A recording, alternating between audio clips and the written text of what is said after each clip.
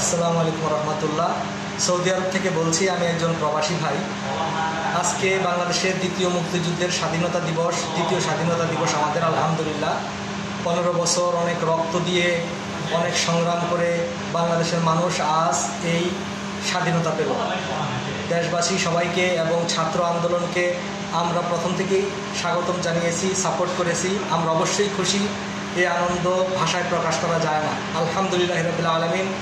Already অনেকেই শুকরানা নামাজ পড়েছে, আমিও 2 রাকাত শুকরানা নামাজ পড়েছি আলহামদুলিল্লাহ। মনে পড়ে 71 সনে যখন যুদ্ধ হয়েছিল, তখন যারা যুদ্ধের পক্ষে ছিল তারা ছিল মুক্তিযোদ্ধা। এখন আবার 2024-এ আবার মুক্তিযুদ্ধ হয়েছে।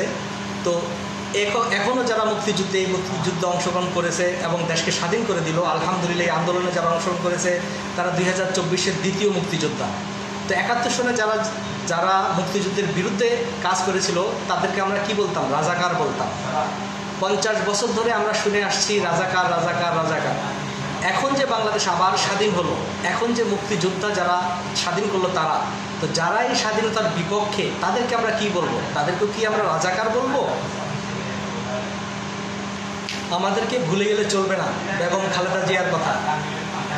উনি কোনোদিন স্বৈরাচারের সাথে আপোষ করেননি, ভারতের দালালদের সাথে আপোষ করেননি। উনি সব সময় বাংলাদেশের স্বাধীনতা, সার্বভৌমত্ব, আমাদের গণতান্ত্রিক মুক্তির জন্য সব সময় যুদ্ধ করেছেন। উনি এই যে এতদিন ধরে জেলে আছেন বিনা অপরাধে, আমাদের উচিত এখন বেগম খালেদা জিয়াকে স্মরণ করা এবং তাকে পুরোপুরি স্বাধীন করা। আমাদের উচিত এখন বেগম খালেদা জিয়ার পাশে দাঁড়ানো, তার খোঁজখবর নেওয়া, তাকে এখন মুক্ত করতে হবে।